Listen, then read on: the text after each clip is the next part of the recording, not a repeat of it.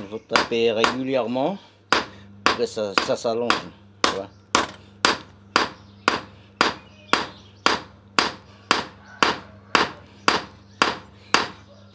Après je vais élargir un peu.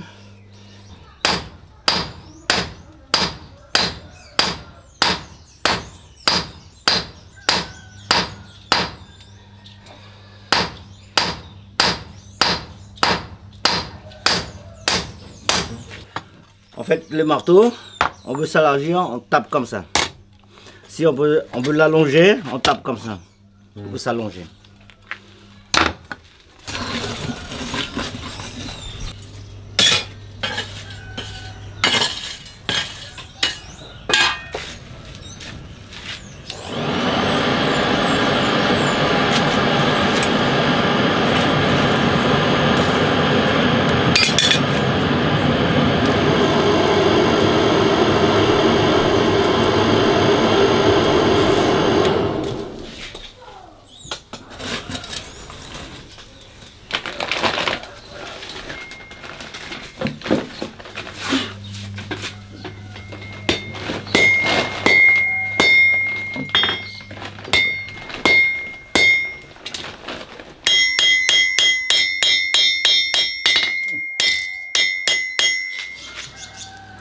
Ça refroidit pas.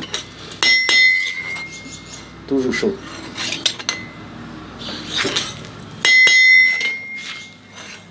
Voilà.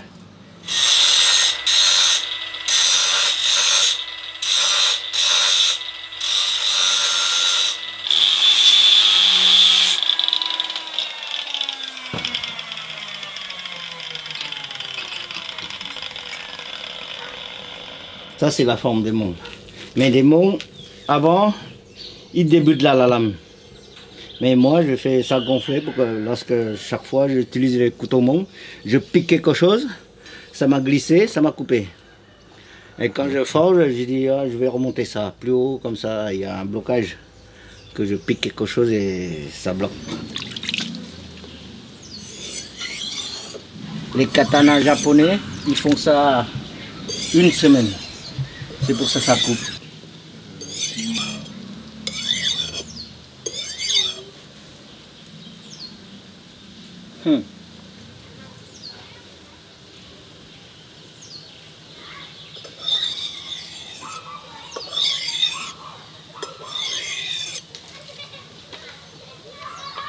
Ça coupe, hein?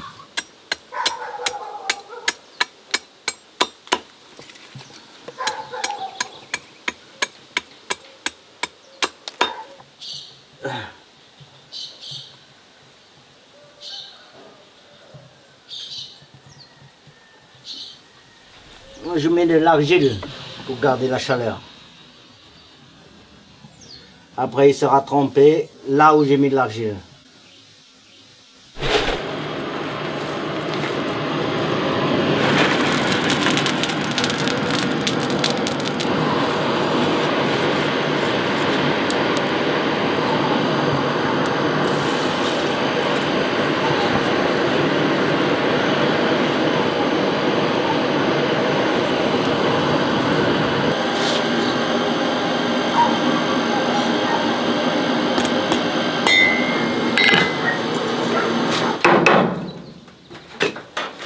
Bois précieux de Guyane.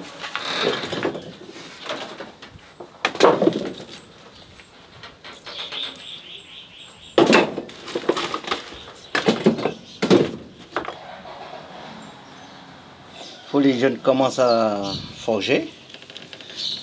Après, moi j'aurais plus de la force pour forger déjà. Comme les deux vieux. Ah ben, il faut qu'ils forgent.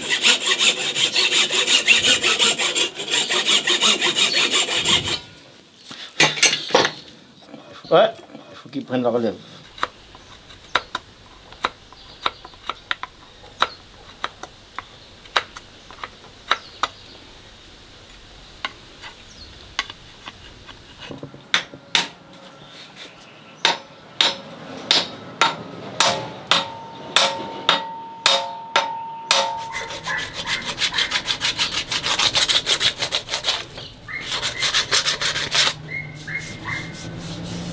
Voilà, votre couteau est prêt. Voilà.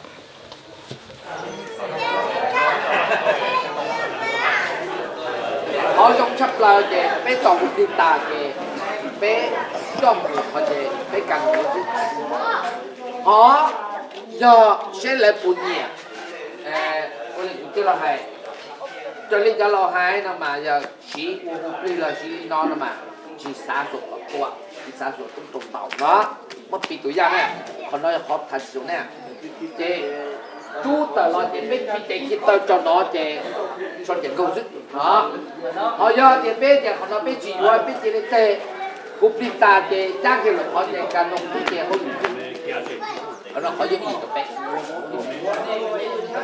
để bây giờ đi trả cũng thế đi được mọi người họ thì để tiền đi trả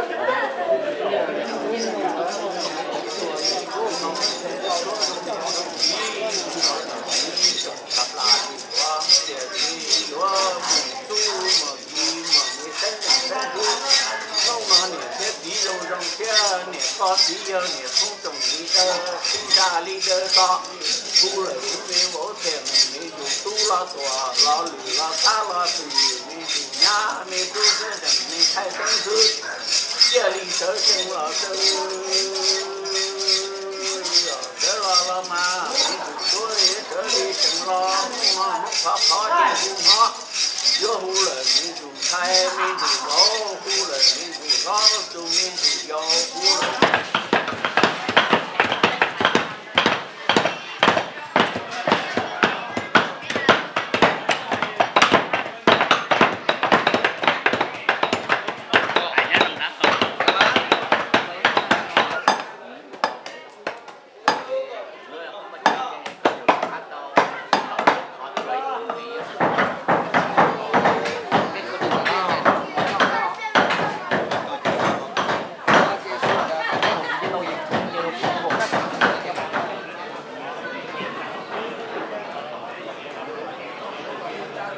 À l'époque, j'étais trop jeune, je ne comprenais pas.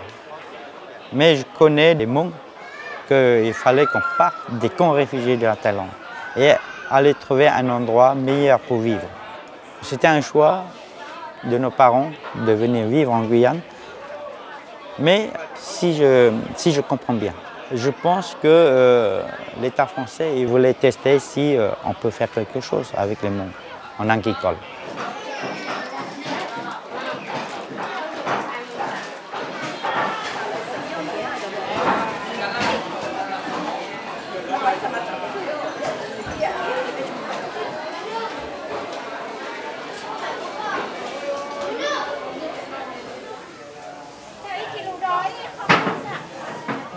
ít bể trong này cho nên cho gì sao đó này chạy chỉ bể này tu rồi à thật gì đi cho nên cho gì sao đó ít bể trong này sao đó thì tôi chỉ lấy dòng lột cho đồng xe trên này mà cho tôi cho nhá cho thầy cho bảo sẽ làm sang rồi sao đó để nhà linh ta chỉ có lấy sao đó nữa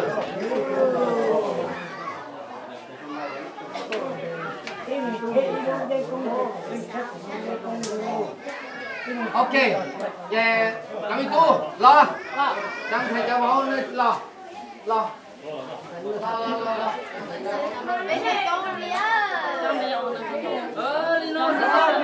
đâu lại vậy lo đến trong thì sau này yên mua đây là chị có một con chạy chạy linh thảo là mà nó nhớ về giỏ cái ít đây giỏ thì cho phát của anh có lui dân quân dân của cho lò đốt tan cho chị rồi thì du lịch đó thì sẽ mami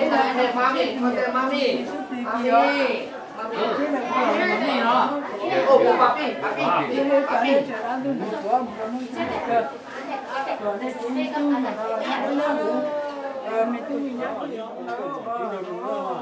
À l'époque, il n'y a que deux moyens de communication entre nous, les gens qui vivent en Guyane ou en métropole et les gens de la Thaïlande ou de Laos, soit par courrier ou alors par cassette enregistrée.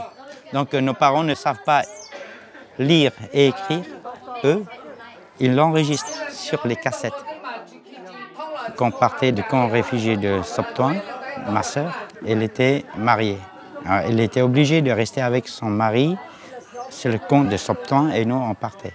C'était la déchirure pour mon père. Je me souviens qu'à l'époque, mon père arrivait à chaque endroit, il l'enregistrait. Ma fille, on est arrivé à tel et tel endroit, arrivé à Bangkok, il dit la même chose. À Paris, il dit la même chose. Quand on monte dans l'avion, il dit la même chose. Ma fille, on est dans l'avion, on est en train de voler. On est atterri à Cayenne, mais il fait nuit. On a peur, on ne sait pas ce qu'il y a là-bas qui nous attend. Mon père disait toujours ça. C'était la déchirure parce que ça fait mal de quitter des enfants qu'on aimait.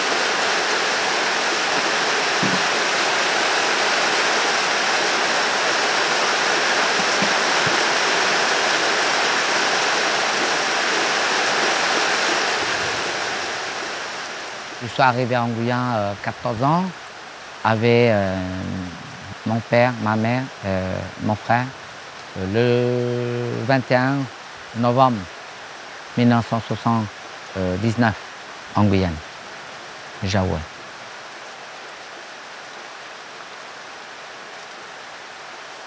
Parce que mon père, c'était militaire, travaille pour les Américains, pour les Français déjà, c'est pour ça qu'il ne peut pas rester. S'il restait en Laos, ça va couper la tête. Il ne peut pas. On ne peut pas retourner.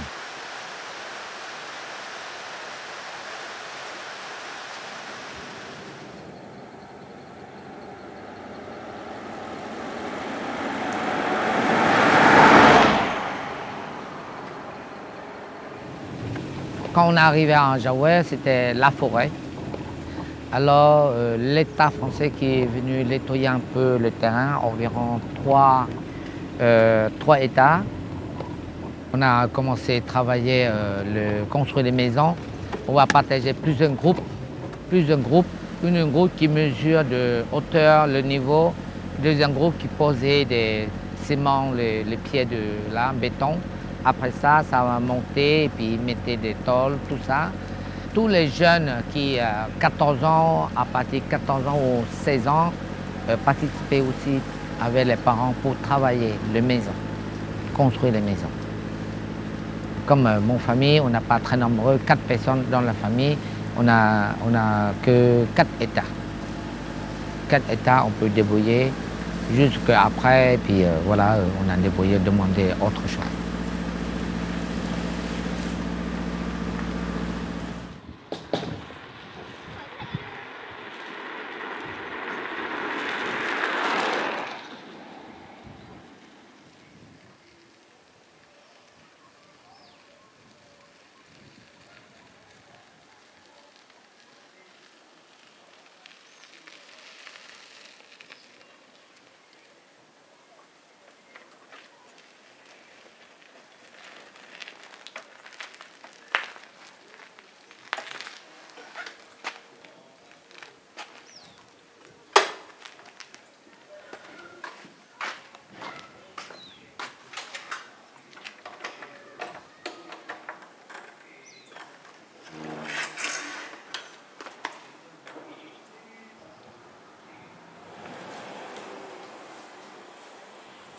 C'est une histoire que nous ne comprenons pas.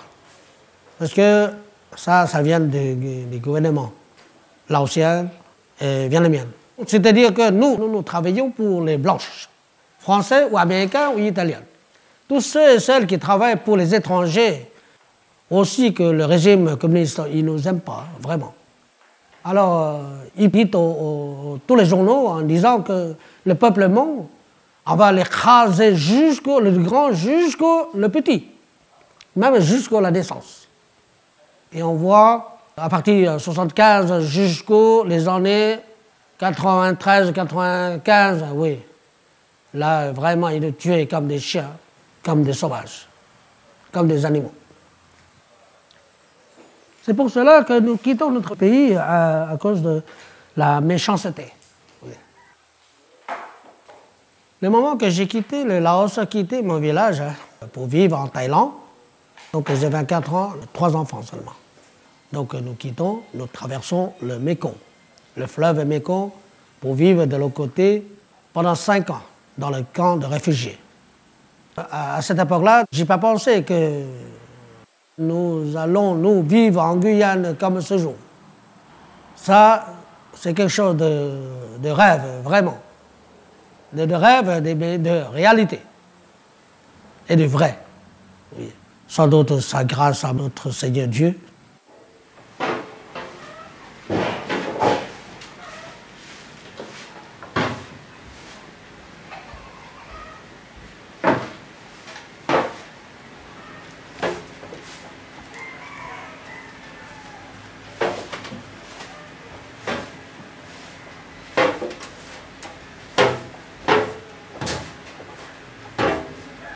Donc le Père Berthet, c'est en 1953. Ils arrivent chez les Bons dans les montagnes. Ils essaient de parler le laotien, essaient d'apprendre notre langue. À ce moment-là, ils essaient de constituer les écritures pour devenir la langue Hmong. Ils essaient d'écouter comment nous parlons, comment les accents, comment le ton. Alors ils essaient de constituer comme ça, petit à petit. Lui, il a mis son cœur.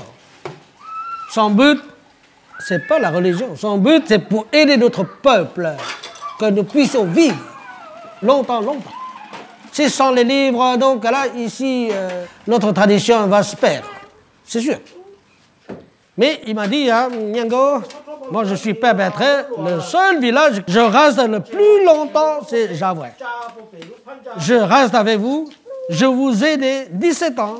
C'est comme un garçon que je peux très bien encadrer et de redresser. Maintenant, il est adulte. Maintenant, vous, Nyango, maintenant tu es assez grand. Tu peux te débrouiller. Nous sommes réunis aujourd'hui à l'occasion de la 3e cérémonie commémorative des soldats Hmong morts au champ d'honneur pour la France en Indochine. Ainsi, les nouvelles plaques dévoilées démontrent que l'histoire n'oublie pas. Parce que nous sommes réunis ici, aujourd'hui, ce dimanche matin, pour honorer la mémoire des combattants Hmong, morts pour la France en Indochine. Ce devoir de souvenir doit être un élément fédérateur autour du sacrifice ultime de ces hommes qui ont choisi la fidélité et la mort pour honorer notre drapeau et défendre nos valeurs.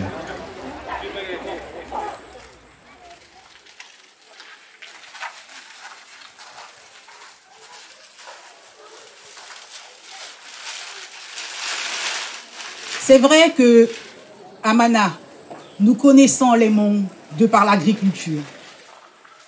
Il est aussi bon de dire qu'avant d'être agriculteurs, les Hmong ont œuvré aux côtés des vaillants et valeureux soldats de la France.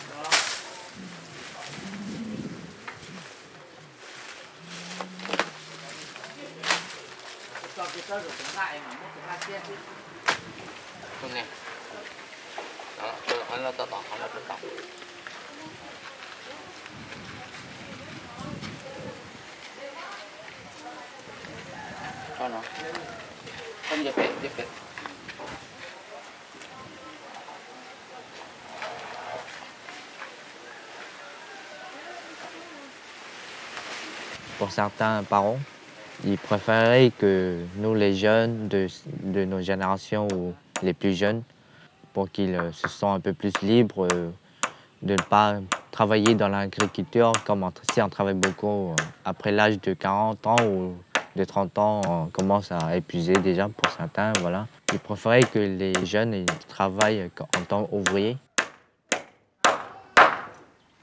Mais après, il y en a certains, ils ne veulent pas ou ils préféraient l'agriculture comme dire c'est toi le chef, alors tu peux gérer de ce que tu vas faire, de ce que tu vas planter. Ou tu n'es pas obligé à l'heure au travail. Si tu veux aller ce matin à 9 h, tu peux aller. Ou si tu vas aller très tôt ce matin. Les jeunes un peu plus années 2000 par là, ils ont commencé plutôt de ne pas rester dans l'agriculture, continuer leurs études pour être par exemple prof ou bien à la pharmacie ou même dans des hôpitaux, voilà, en tant que sage-femme ou bien médecin. Il y en a certains voilà, qui partent un peu de l'agriculture. Voilà.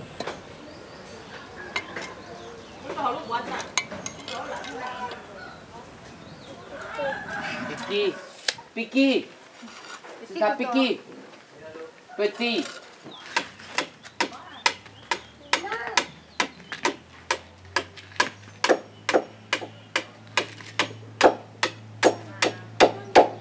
C'est suffit?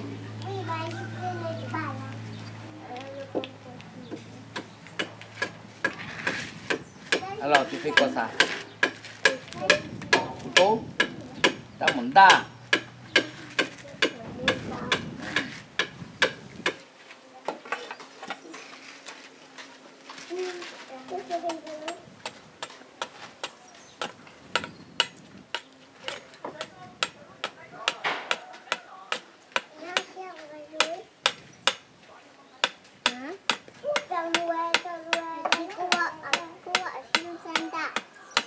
Oui.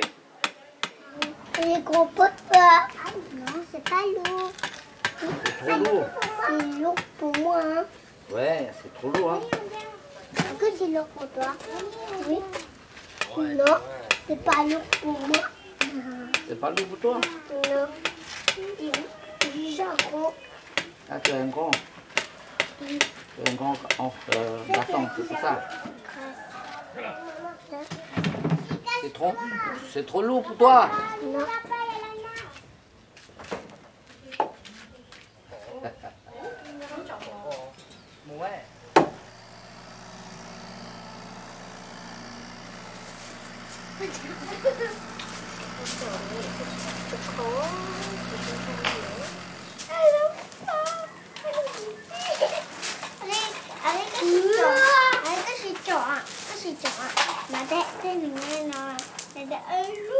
Au début, nos parents commençaient à planter que du riz. Nos parents ont amené les graines de la Thaïlande. Puis, on commençait à vendre sur le marché de Jaoué. Il y a des gens de Mana, de Saint-Laurent qui venaient nous voir de temps en temps et ils achètent.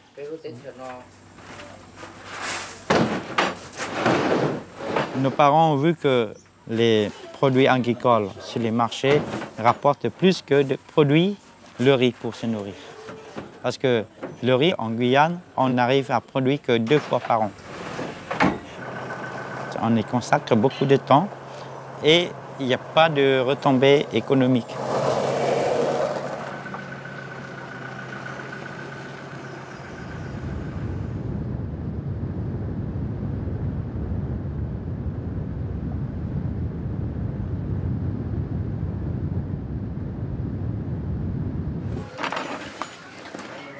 Nos parents se sont formés un petit peu à faire de la production de légumes. Donc, ils commençaient à produire des légumes pour aller vendre à Saint-Laurent, à Mana.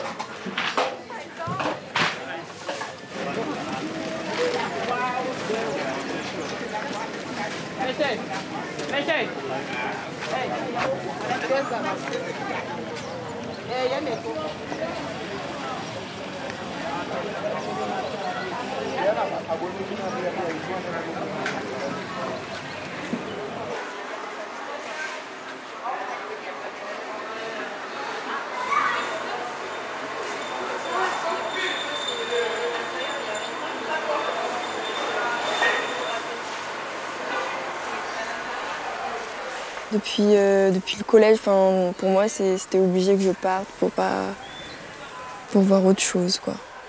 Pour moi, c'était comme une évidence de partir en métropole pour faire mes études là-bas. J'ai réussi ma 2e année de droit et je passe en 3e année pendant cette rentrée 2020. Par rapport au cursus, aux études, il n'y en a pas des masses en Guyane non plus. Ça craint pour les personnes qui veulent rester ici, quoi. L'ambiance, c'est pas la même, quoi. Ici, j'ai un peu toute ma vie, quoi. J'ai ma famille. Donc oui, la Guyane, ça me manque quand même, quoi. Après, j'en connais aussi qui partent là-bas et après qui réussissent pas, donc reviennent ici. Parce que psychologiquement, c'est toujours compliqué. Donc, et puis, il y en a aussi, financièrement, les parents, ils peuvent pas trop les aider, donc c'est un peu compliqué. Alors, ils reviennent en Guyane pour trouver des jobs.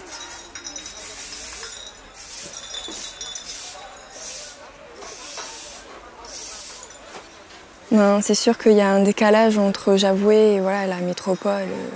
On va dire qu'on est un peu reculé. Il y a une différence de code aussi, des mœurs. Mais bon, avec les réseaux sociaux, les jeunes, on voit plus de choses. Ce qui se fait un peu dans le monde, et ça peut nous amener à vouloir partir aussi.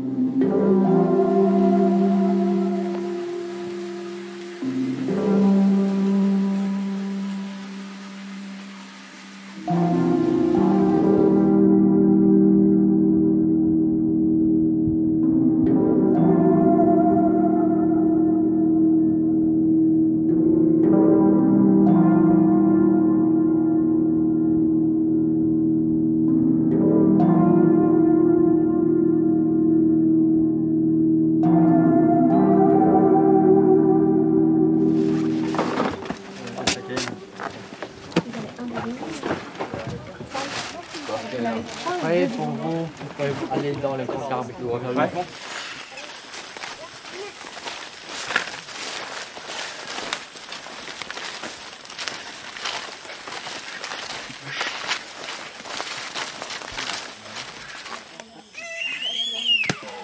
Voilà.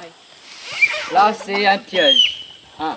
Par exemple, que là, c'est le passage où passe l'animal. De jour et de nuit, c'est son parcours, c'est son chemin pour trouver à manger ou des fruits, ou c'est son chemin qu'il passe tous les jours. D'accord. Après, une corde attachée derrière à une petite branche, partie courte, partie longue, bien taillée plat. Partie courte, elle va venir bloquer. Ce piège pendant la guerre, ça remplace un soldat 24 heures qui ne mange pas, qui ne boit pas. Son rôle, c'est de tuer. Mais bon. Pour moi, quand je suis encore jeune, je croyais qu'on était ici avant. Je ne pensais pas que les anciens, ils sont de Laos et qu'il y a la guerre, qu'on est obligé de quitter le pays et de venir ici. Mais après, il y a un moment que j'ai demandé à mon père ou à mon grand-père de nous raconter des histoires. Après, il nous a raconté l'histoire quand on était au Laos et que pourquoi on est ici.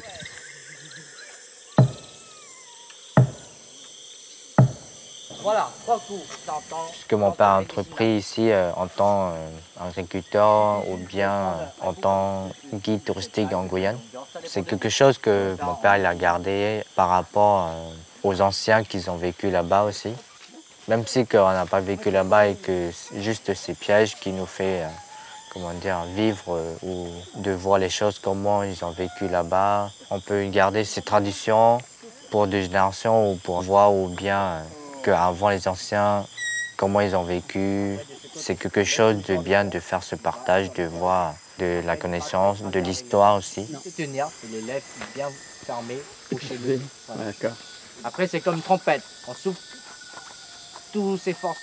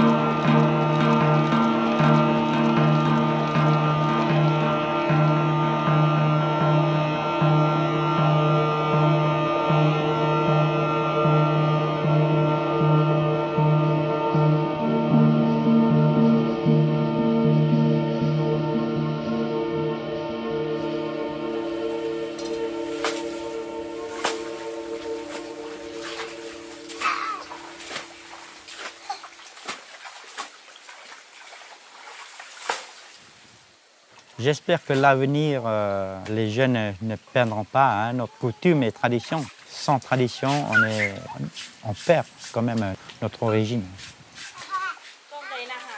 C'est vrai que les jeunes, ils ont abandonné pas mal de choses. Hein. Au niveau des chants, des chansons, jouer des musiques, selon la tradition des anciens. Donc, je vois que leur vie actuelle, donc ça change tout.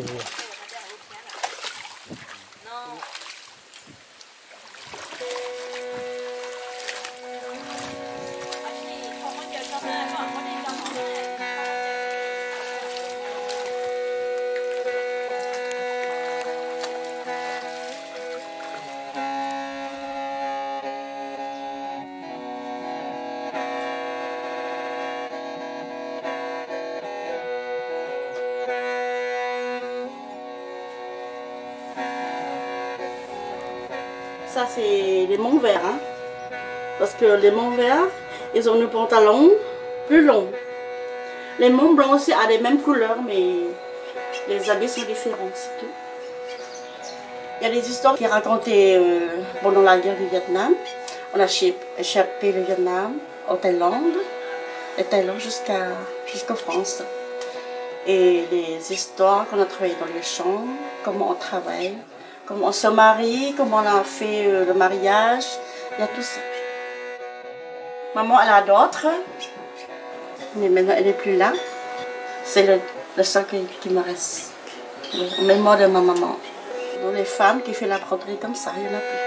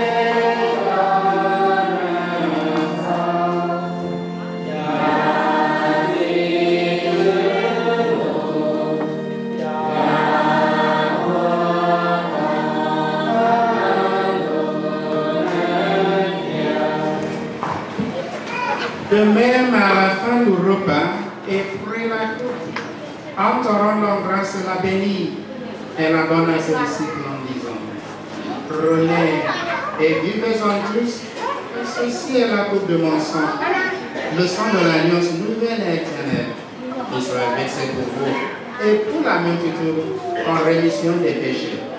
Vous ferez cela en mémoire de moi.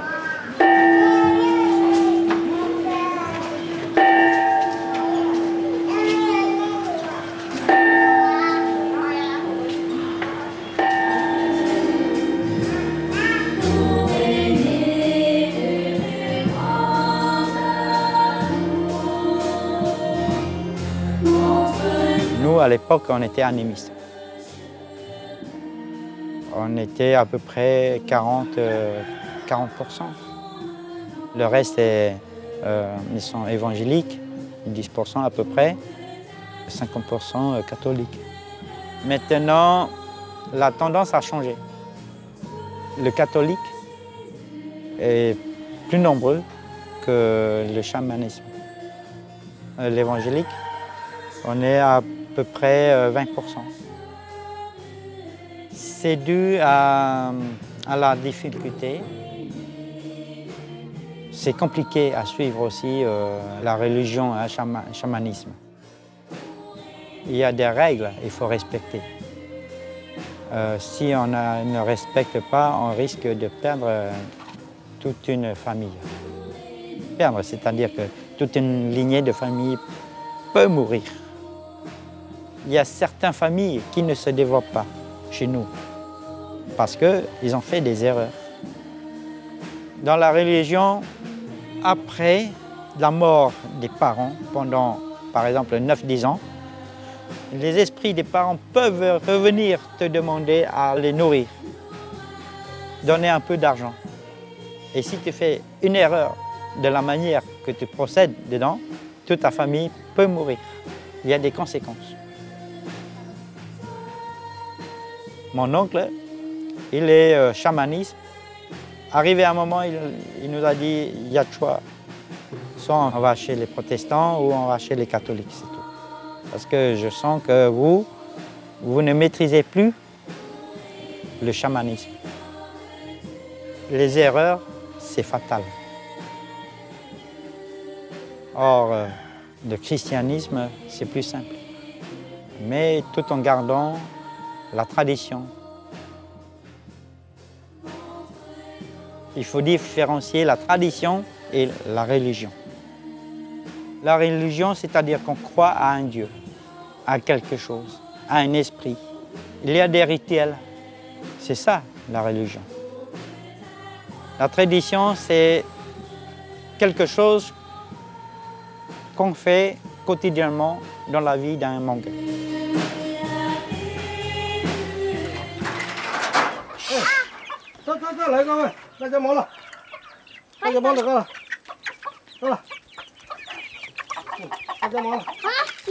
Oui, d'accord.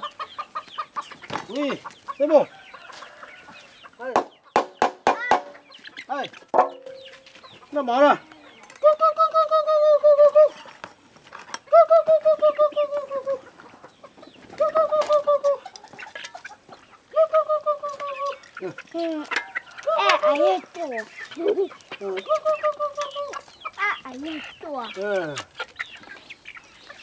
Sao lại? Để nó chế cho. Nó lúc cả nó.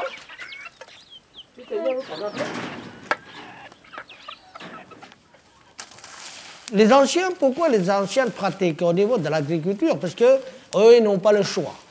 Ils n'ont pas le choix. Ils sont obligés de travailler, cultiver pour avoir de quoi vivre. Mais les jeunes, une fois qu'ils ont leur diplôme, par exemple, après le baccalauréat, ils quittent pour travailler d'ailleurs. Surtout, c'est la métropole. Pourquoi ils quittent la Guyane? Pourquoi ils quittent la communauté? Parce que notre vie quotidienne, les jeunes actuels, ils n'aiment pas. Ils préfèrent de travailler dans les entreprises, dans les usines, travailler pour d'autres patrons. Notre tradition, c'est trop compliqué. Ça va se perdre, mais c'est vrai qu'il y a certaines choses, on est obligé de laisser tomber.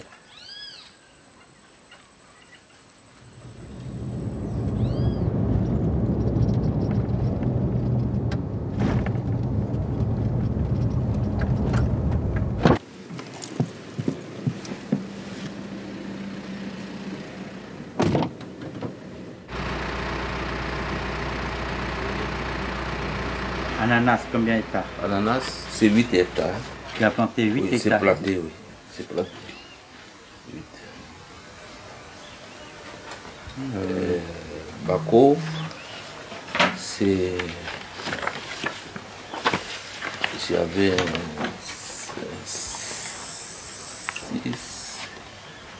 4 hectares comme ça.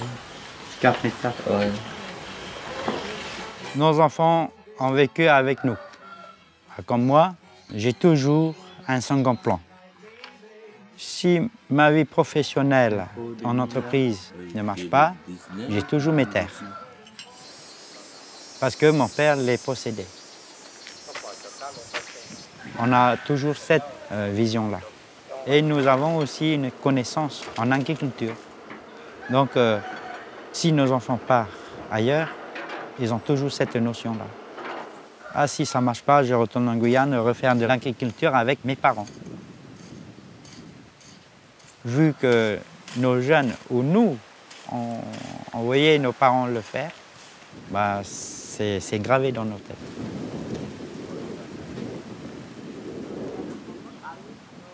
C'est toi qui as mangé les 2 glaces? Ouais, oui, c'est ça. Ah, arrête de voir, t'en as mangé une quand vous êtes partis en acheter. Tu m'as dit l'autre c'est pour moi, mais tu l'as mangé. Tu arrives, puis tu as tout. Tu arrives, tu as le mbami, tu as la soupe, tu as les nems. Quand tu demandes à ta maman de te coudre un sac, elle va t'en coudre 3. 2. 1. C'est toi qui l'as fait travailler en fait. Tout le temps rester dans la clim H24 là. Hein? Tu bouges pas, regardez sur Netflix là.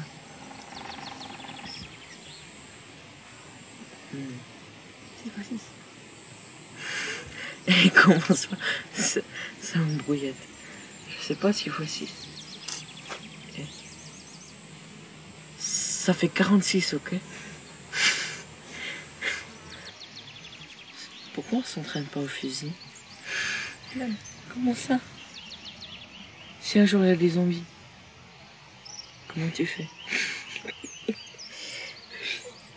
Faut imaginer.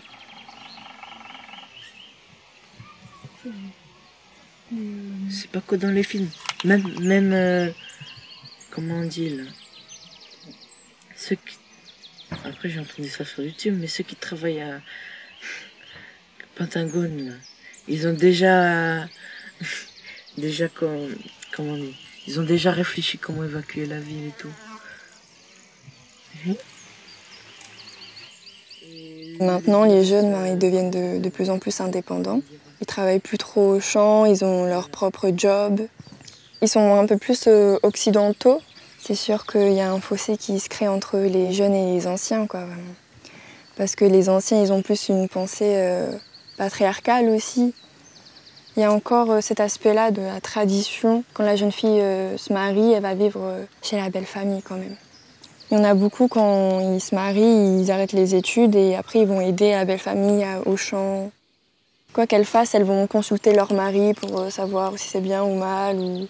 Dans les grands repas, c'est un peu divisé, où il y a la table des hommes, la table des femmes. Peut-être que ça changera un jour, mais ça mettra du temps. Dans quelques années, dans peut-être 30-50 ans, ça changera.